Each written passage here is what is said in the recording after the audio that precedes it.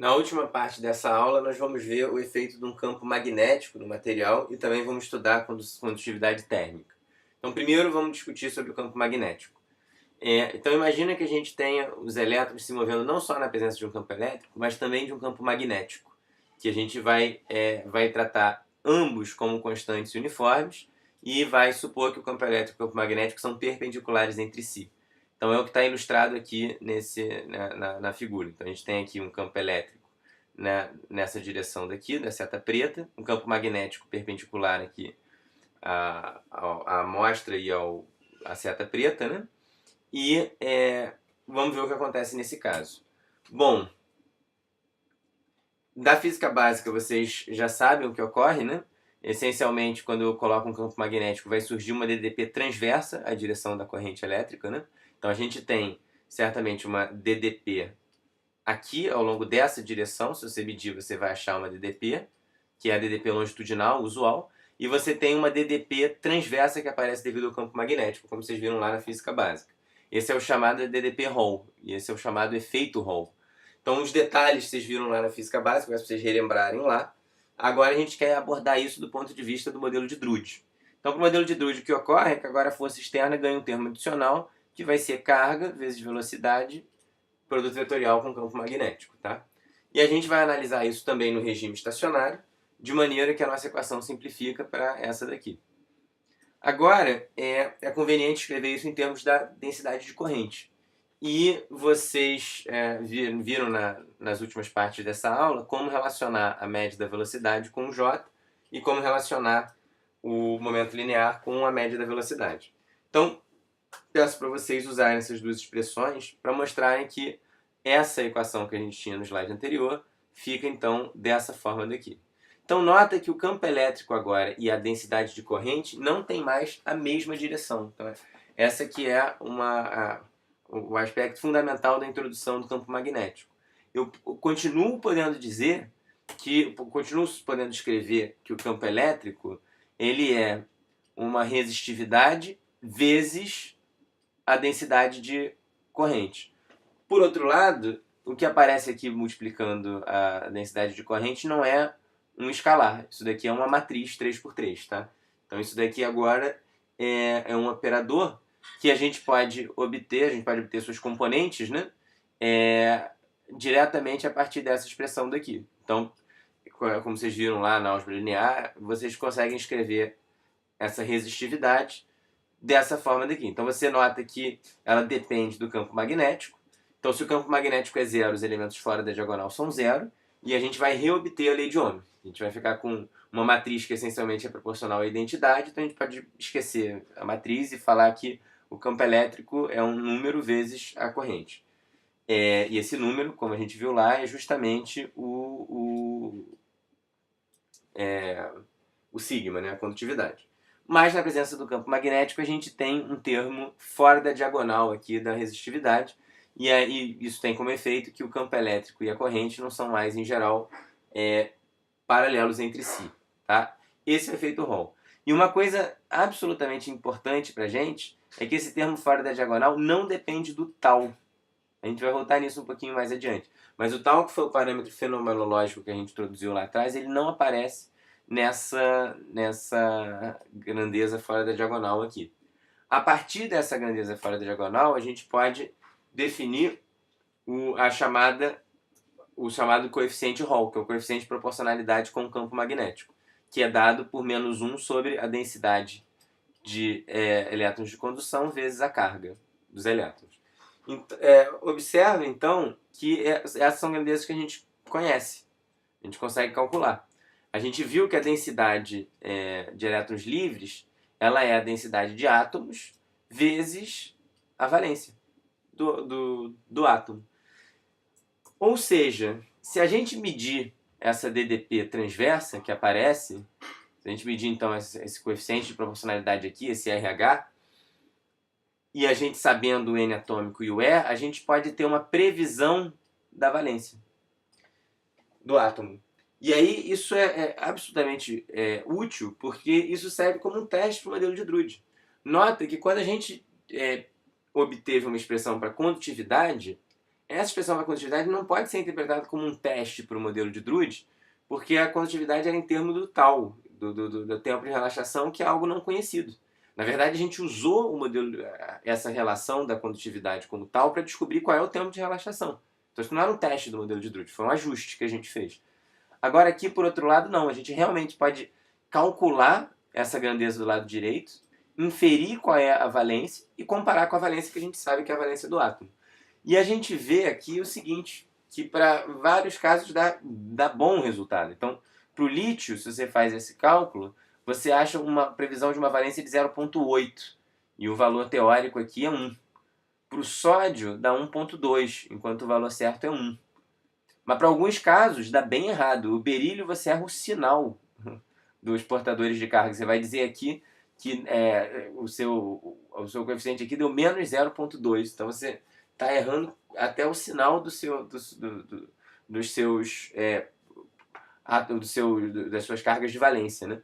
Então, para cá, para o berílio, para o magnésio, deu bem errado.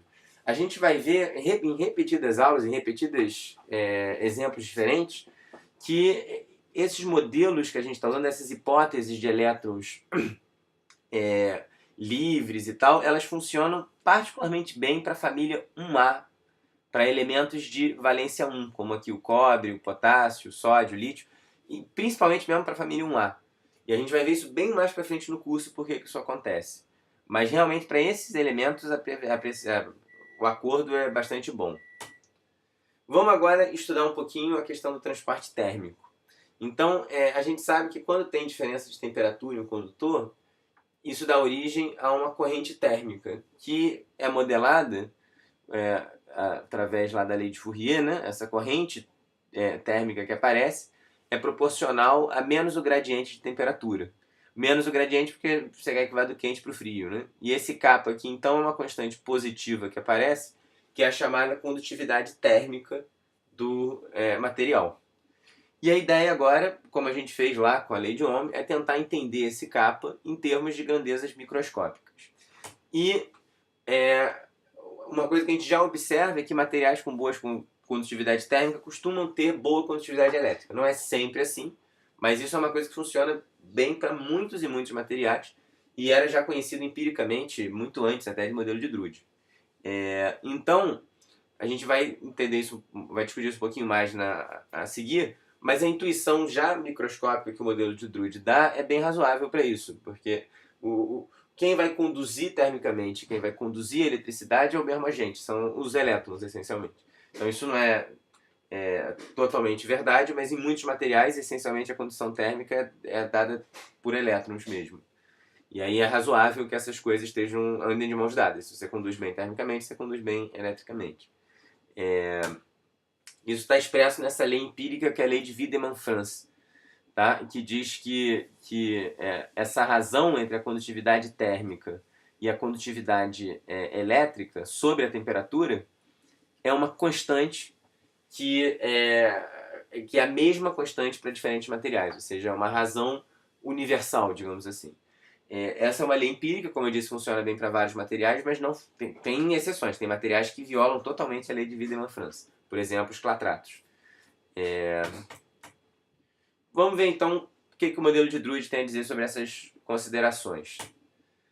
Bom, da teoria cinética dos gases, como vocês viram lá na termodinâmica, a gente consegue relacionar a condutividade térmica com grandezas microscópicas. Então isso é um cálculo relativamente longo, feito no curso de termodinâmica. Eu peço para vocês relembrarem isso. Qualquer dúvida, perguntem na aula. Mas o importante dessa expressão ela é razoável. Você mostra que a condutividade térmica é proporcional à densidade de portadores que você tem, né? É proporcional à capacidade térmica dos portadores, o que é bem razoável também, porque quanto mais eles armazenarem de calor, mais eles transportam. É proporcional à velocidade média e ao livre caminho médio. Então, isso é realmente intuitivo, embora, bom, porque que aparece esse fator 1/3 e tal, aí tem que fazer em detalhe a análise. Tá? Então a gente vai usar essa expressão da termodinâmica e aplicar no nosso caso. O que o Drude fez foi dizer o seguinte: olha, gás de elétrons eu vou considerar essencialmente como eu tenho apenas o grau de liberdade de translação, então eu vou atribuir para o elétron a capacidade térmica de 3 meios de K. Tá? Então essa é a primeira coisa que ele faz. Nota que isso é um absurdo se a gente olhar para o que a gente fez na aula passada. A gente viu que os elétrons não contribuem para o calor específico praticamente. É muito pequeno a contribuição deles. Tanto que, para a maioria das medidas, é como se fosse zero mesmo. E aqui o Drude está atribuindo aos elétrons um calor, uma capacidade térmica que é a mesma dos átomos, né? Então isso pra gente é totalmente absurdo. Mas essa é a hipótese que ele fez lá. E a velocidade média que a gente vai supor é a velocidade média que vem de Maxwell-Boltzmann, como vocês fizeram na termodinâmica. Então, para uma dada temperatura, você tem essa velocidade média daqui. Tá? Então, peço para vocês relembrarem lá da termodinâmica isso. Com essas duas hipóteses, bom, a gente tem também que a gente vai usar que o livre caminho médio vai ser essa velocidade daqui, vezes o tempo médio entre as colisões, que a gente viu que esse cara é o tau, que aparece no modelo de Drude, então a gente consegue escrever o lambda em termos do tau, e assim, em termos dessas grandezas, a gente acha a condutividade térmica prevista pelo modelo de Drude. Tá? Então, a partir dessa condutividade térmica, como a gente conhece agora a condutividade térmica pelo modelo de Drude e a condutividade elétrica pelo modelo de Drude, a gente pode, então, fazer a razão que o Wiedemann-Franz, a lei de Wiedemann-Franz, calcula, que é a razão entre a condutividade térmica e a condutividade elétrica vezes a temperatura. E quando a gente faz essa razão, a gente obtém um valor aqui que, de fato, é universal. Então, pelo modelo de Drude, todos os materiais teriam essa mesma razão, porque depende só da constante de Boltzmann e da carga elétrica. Tá? E essa razão, se você puser os números, vai dar aqui algo da ordem de 10 a menos 8 watt por Kelvin quadrado. Tá? E tem várias coisas aqui que devem ser chamadas a atenção. Primeiro, que essa lei de Wiedemann-Franz é uma das leis mais interessantes de discutir pelo modelo de Drude, porque não depende do tal, não depende dessa constante fenomenológica arbitrária que a gente introduziu ad hoc lá no nosso modelo. Porque a condutividade térmica depende, é proporcional a tal. A condutividade elétrica é proporcional a tal, mas a razão corta o tal. Ou seja, esse tal que a gente, na verdade, virou um parâmetro de ajuste para a gente no nosso modelo, ele desaparece nessa lei. Então, essa lei possibilita a gente fazer uma comparação direta teoria-experimento. Então, vamos fazer essa comparação direta teoria-experimento. E a gente vê que tem aqui, para vários materiais, de fato, dá um valor muito parecido entre si, que é lá a lei empírica do Wiedemann-Franz, e dá a ordem de grandeza correta com a previsão do modelo de Drude. Então isso aqui foi considerado um dos grandes sucessos do modelo de Drude. Agora, várias perguntas ficam de por que esse modelo está funcionando bem. Então a gente vê que para várias previsões que a gente fez, o modelo de Drude capta a ordem de grandeza correta, em especial, como eu chamei a atenção, para átomos de valência 1, então isso é uma coisa que a gente vai voltar várias vezes no curso, mas isso é bastante surpreendente para um modelo que trata os elétrons como um gás de elétrons livres, né? Isso é bem estranho. E o modelo de Drude faz várias aproximações surreais. Ele diz que a capacidade térmica dos elétrons é 3 meios de Kb por elétron, né? Ou seja, se eu tenho N elétrons, essa seria a capacidade térmica dos elétrons. E a gente viu que isso aqui está errado. A gente vai ver na aula que vem por que o modelo de Drude acertou. No fundo, foi um acerto fortuito. O modelo de Drude atribui uma capacidade térmica para os elétrons que ele não tem, atribui um valor 100 vezes maior para a capacidade térmica dos elétrons, só que ele foi muito conservador na velocidade. Na verdade, os elétrons no metal estão muito mais rápidos do que o Drude achou. E aí essas coisas se cancelam e acaba dando uma previsão correta no fim do dia. A gente vai ver isso na aula que vem. Tá? Tem vários outros fenômenos interessantes que podem ser estudados com o modelo de Drude. Então, efeitos termoelétricos, análise também de condutor na presença de um campo oscilante no tempo. Esse daqui a gente vai discutir melhor um pouquinho na aula, tá? Peço para vocês pensarem nesse caso.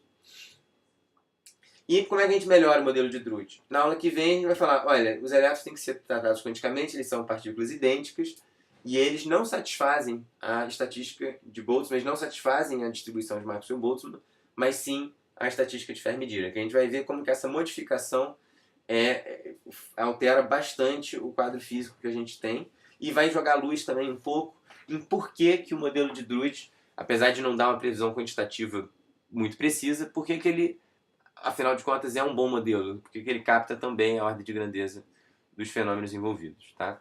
Então a gente continua na próxima aula. Obrigado.